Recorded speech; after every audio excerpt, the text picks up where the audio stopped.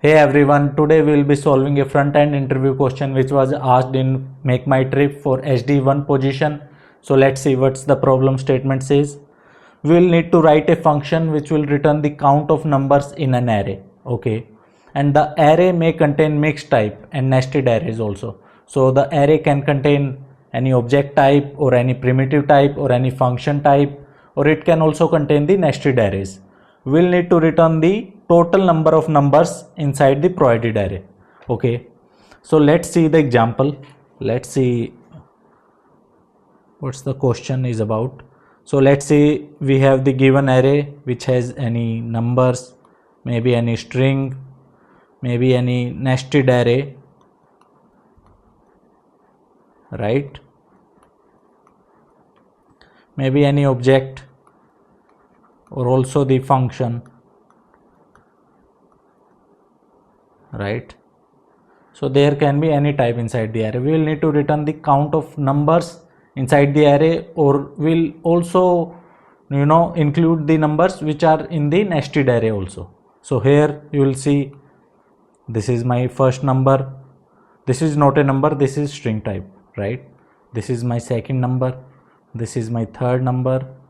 These all are my numbers inside the nested array. This is my fourth number, this is an object, this is a function, and this is my fifth number. So there are 5 numbers inside this collection, so we'll need to return the 5 value. So let's see how we are going to attempt this. We'll create a count variable 0. Okay, we'll run loop over this collection. Okay, right, we'll run loop over this collection, for loop or maybe any other loop. So we'll check if the type of this value, the current index, is number, right? If number, we'll count, increase the count with plus plus, right? And if the count is, if maybe the current index is a nested array or maybe an array, right, we'll need to check if the current index is array.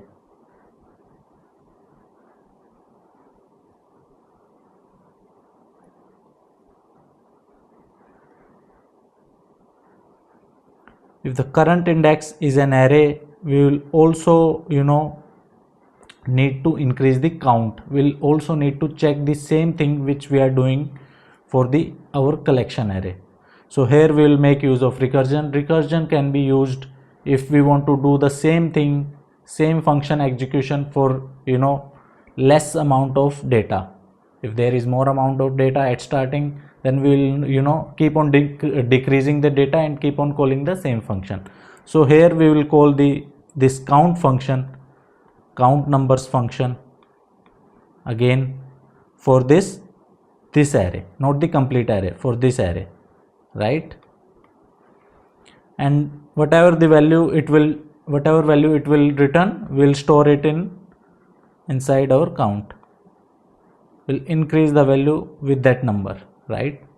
And for any other data type, we don't need to increase the count, so we'll ignore it. And at last we'll return the count value.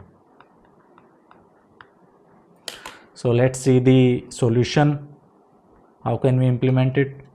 Let me create a count variable, or maybe if there is no length property, it is not an array, we'll return the count itself, whatever the count was.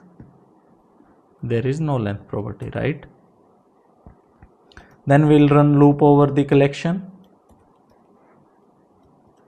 collections.length I plus plus, right? If type of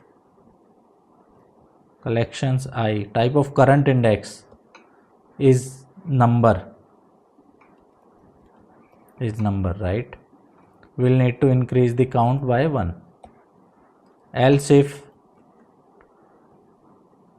it is an array, right, we'll need to check if it is an array, then we will need to do the same thing with the help of recursion. We'll call the count numbers with the current index, right? And whatever it will return we'll append it to the add it to the our count variable, right? For any other data type we don't need to do anything, we'll just ignore, and at last we will return the count. So this is our solution for this question. Let's check the solution using our test. So I have written mixed test for all use cases, so we can test it out, and let me check if all our test cases are getting passed. All our test cases are passed, so we are done with this question. That's it for this video. If you like this video, please like, share and subscribe. See you in the next.